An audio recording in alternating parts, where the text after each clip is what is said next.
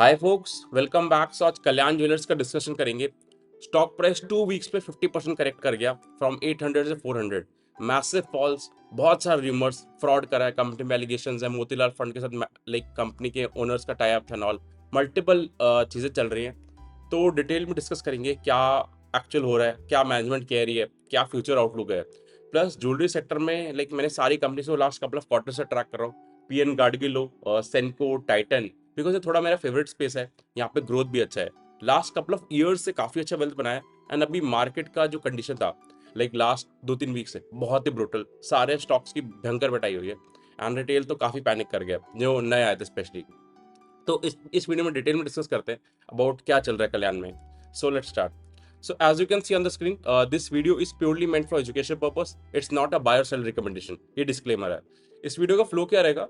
First हम discuss करेंगे about sector and company overview, then Q3 के नंबर्स जो रिसेंटली है, con call, technical analysis and में वैल्यूएशन समरी। सो पहले गोल्ड की बात करते हैं। सो गोल्ड प्राइस 85,000 हो गया लाइफ टाइम हाई पे। एंड गोल्ड ने 1 ईयर में काफी अच्छा रिटर्न दिया है, सारे एसेट क्लासेस को बीट कर दिया इसने। स्पेशली क्या होता है जब पैनिक का एनवायरमेंट होता है, वर्ल्ड वाइड इन्फ्लेशन का टेंशन होता है, तो गोल्ड अच्छा चलता है।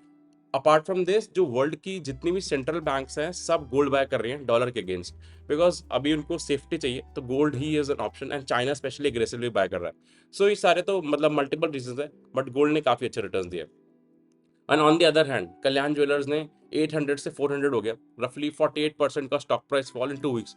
बहुत मैसिव करेक्शन आया। इसको मैं टेक्निकल सेक्शन में डिटेल में डिस्कस करूंगा। सो कल्याण ज्वेलर्स का मार्केट कैप 52,000 करोड़ है, मतलब ऊपर से काफी करेक्ट हो गया। 1 लाख करोड़ के अराउंड था एंड वहां से करेक्ट होता होता अभी 52,000 है।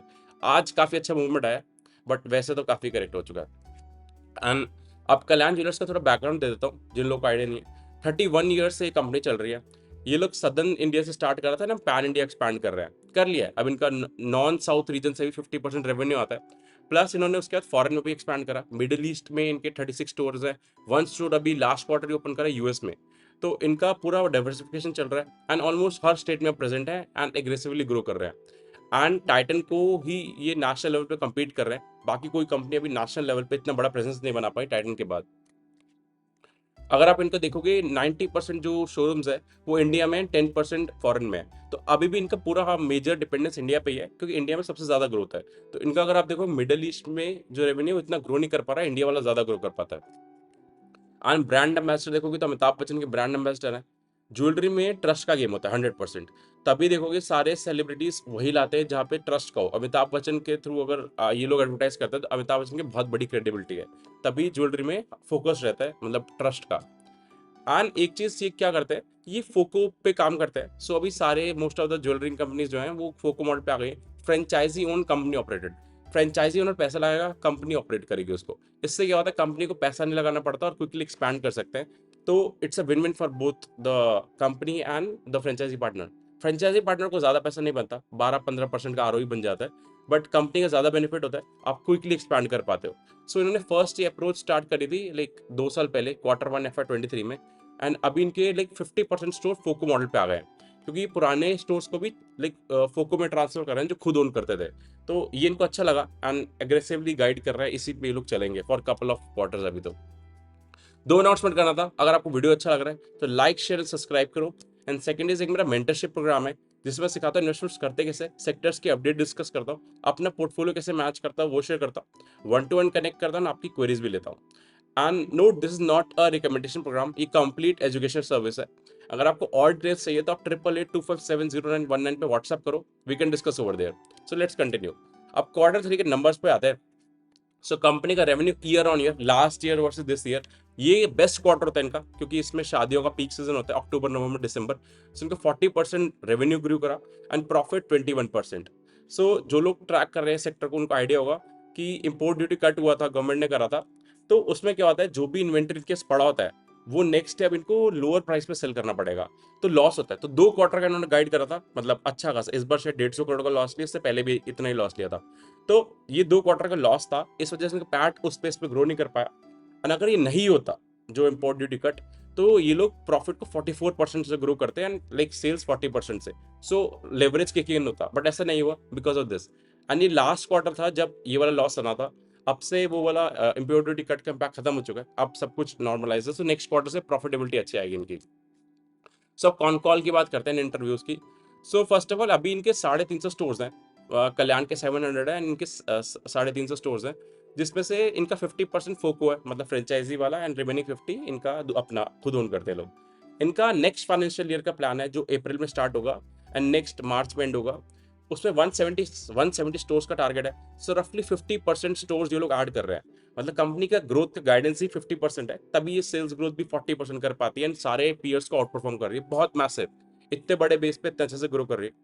एंड इनका वही जो एज अ सेट की जो अगर इन्वेंटरी लॉस नहीं होता जो इस क्वार्टर लास्ट था, तो 44% पैट ग्रू करता, जो कि अभी 20 के अराउंड करा है।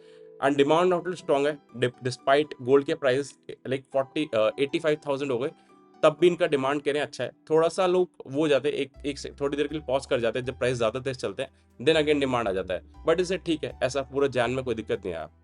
एंड ये लोग अभी डेट रिडक्शन पे फोकस है, तो जितना भी इनका कैश आ रहा है ये लोग लोन को रीपे कर रहे हैं अभी, तो इनका यही फोकस है, लाइक 1 साल और करेंगे, देन दे प्लान कर रहे हैं जो एक्सेस कैश होगा उससे खुद को कंपनी ऑपरेटेड स्टोर्स ओपन करेंगे, क्योंकि इनके फ्री कैश फ्लो आ जाएगा। फिर बायबैक का भी प्लान कर रहे थे, दे सेड वो देखेंगे। तो कंपनी में डेट फ्री मोड पे जा रही है, अभी हुई नहीं है, हो रही है। एंड इनका लाइक ये ऑलवेज गाइड की जो प्रॉफिट का ग्रोथ होगा वो सेल्स के ग्रोथ से ज़्यादा होगा, क्योंकि इनको लेवरेज मिलता है। तो मतलब क्योंकि जितने ज़्यादा स्टोर्स करेंगे ओपन, अब फिक्स कॉस्ट तो हो गया मेरा, उसके बाद जितना रेवेन्यू आएगा वो मेरे से द बॉटम लाइन जो प्रॉफिट में ऐड होगा, तभी ये अब like financial leverage kick in हो जाती है। एंड सारे र्यूमर्स जो थे मोतीलाल के साथ, लाइक कंपनी ने कुछ करा, एलिगेशन थे, ये फ्रॉड है, कंपनी में इन्वेंट्री में कोई दिक्कत है, या फिर कुछ मतलब प्रमोटर पे एलिगेशन थे, सब कुछ डिनाई कर दिया कंपनी ने। And said we are not sure क्या हो रहा है, we are focus on the business, जो कि ये मार्केट है, बाकी तो मतलब जो स्टॉक का मूवमेंट करती है। And company denied all the rumours. And इसका अब वैल्यूएशन करते हैं, पीई रेशियो, 1 रुपये जो कंपनी अर्न करती है हम उसके लिए कितना प्राइस देते हैं, सिंपल। सो अभी इसका पीई हो चुका था 120, मतलब 130 के अराउंड, ये टाइटन को बीट कर चुका था इसका price to earning multiple valuation terms में, अभी 80 के अंडर नीचे आ गया। सो वैल्यूएशन वाइज काफ़ी ज़्यादा करेक्ट हो गया, कंसिडरिंग द ग्रोथ, 40% का ग्रोथ इंजन। फॉरवर्ड कैलकुलेशन नहीं कर रहा, मैं नॉर्मली बता रहा हूँ, मतलब फॉरवर्ड पी का कॉन्सेप्ट जो लोग पहले से वीडियो देख रहे हैं उनका आइडिया होगा, अभी हम नॉर्मल पी डिस्कस कर रहे हैं। सो अगर के पीयर्स के साथ कंपेयर करूँ, सो गडगिल जो है उसका पी 50 है, एंड कल्याण का भी 80 हो गया नॉर्मल पी, टाइटन का 95 है। एंड इनका एक और पीयर जो है पीयर सेनको गोल्ड, वो थोड़ा धीरे चलता है, सेनको गोल्ड का पी 35 है। गार्डगिल फिर भी ठीक है 50 की पी पे। एंड जो कल्याण है वो एक्चुअली पूरे सेक्टर में आउट परफॉर्म करता है, तो इसलिए भी एक्सपेंसिव ट्रेड करेगा हमेशा, क्योंकि 40% का ग्रोथ करता है वो। बाकी तो ठीक है वैल्यूशन वाइज, अब ठीक लग रहा है, पहले एग्जॉर्बेंट हो गए थे इनकी वैल्यूशन। एंड अगर इनका प्रमोटर होल्डिंग दिखाओ तो डीआईएस एंड एफआईएस का अच्छा स्टेक है। एंड प्रमोटर का भी लाइक पहले 60% होता था स्टेक, अब 62 कर दिया, 63, 62.85। तो कंपनी के प्रमोटर्स ने 25% अपना होल्डिंग प्लेज करके पैसा लेके फिर से कंपनी के शेयर्स खरीद लिए थे, तो इनका 25% शेयर प्लेज है, क्योंकि इनको अपने शेयर में फेथ है, तो एक अच्छा साइन होता है। एंड शेयर होल्डर्स तो बढ़ रहे हैं, क्योंकि कल्याण पॉपुलराइज हो गया। एंड यही अब जो लोग इतने सारे एंटर कर चुके हैं उनको प्रॉब्लम हो रहा है कि करे क्या जब वो ट्रैक नहीं करते बिजनेस, तो ये तो होगा प्रॉब्लम। तो अब टेक्निकल वाइज आपको दिखाता हूँ। सो पहले एक बार मैंने टेक्निकल करा था, टेक्निकल एनालिसिस करा था कल्याण का, तो मैं कह रहा था कि टेक्निकल वाइज देखोगे 200 का जो एक्सपोनेंशियल मूविंग एवरेज होता है वो काफ़ी अच्छा सपोर्ट होता है डेली का। तो पहले इधर आया था, यहाँ से बाउंस कर गया था, फिर जून 24 में आया था, फिर भी निकल गया था। इस बार ये आया तो सही, लेकिन बहुत मैसिव, मतलब इतना शार्प फॉल था, लाइक कोई मार्केट में you can't predict every movement इसका, मतलब इतने सारे मल्टीपल चीज़ होती है, ऑपरेटर भी होते हैं एंड ऑल, तो एग्जैक्टली कौन किसको सेल कर रहा है एंड क्यों पैनिक क्रिएट कर जा रहा है, बहुत सारे रीजंस होते हैं, exactly no one knows. But chart खराब हो गया था इसका। एंड आज ही इसका जो वॉल्यूम आया ना, लाइफ टाइम हाई वॉल्यूम आया, अगर आप देखोगे इसका जो वॉल्यूम का चार्ट, एक सिंगल डे का मैसिव वॉल्यूम आया, and which a great thing ऐसे स्पेस पे।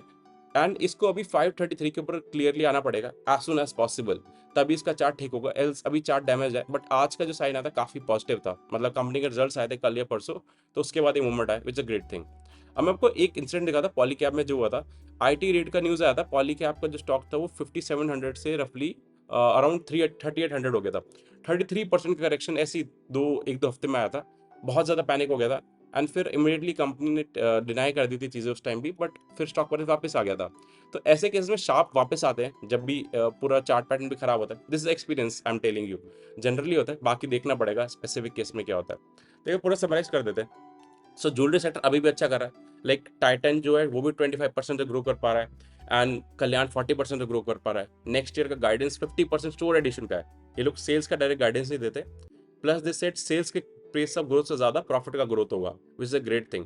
एंड डेट रिडक्शन पे लोग फोकस है, तो इसलिए क्या होगा, इनका जो इंटरेस्ट पार्ट जो जा रहा था अभी वो कम हो जाएगा, जो लोन है इनके पास उस पे इंटरेस्ट नहीं जाएगा, तो इनका प्रॉफिटेबिलिटी ज़्यादा तेज ग्रो करेगा, which is a great thing. However ये तो हो गया सब कुछ अच्छा। कुछ कंसर्निंग थिंग्स जो चल रहे हैं मार्केट में कि इन्होंने कुछ पैसा खाया या प्राइवेट जेट लिया है या मोतीलाल ओसवाल के साथ कुछ इनका कनेक्शन है एंड ऑल, तो वो बैक ऑफ द माइंड रखना पड़ेगा। Apart from this I don't think so कुछ निकलेगा, but still we need to track company actively. अगर कुछ निकला है तो अकॉर्डिंगली कॉल लेना पड़ेगा। I am not telling you to buy और sell, but you have to be an active investor, listen to the company management con call and then take the decision wisely. ऐसा नहीं कि खाली बस मतलब गंगो होके सब कुछ अच्छा है तो ले लिया, बिकॉज ऐसे टाइम से पेशेंट टेस्ट होता है एंड वही लोग टिक सकते हैं जिनका कन्विक्शन हो स्टॉक पे। तभी इतना ईजी नहीं है यहाँ पे पैसा कमाना।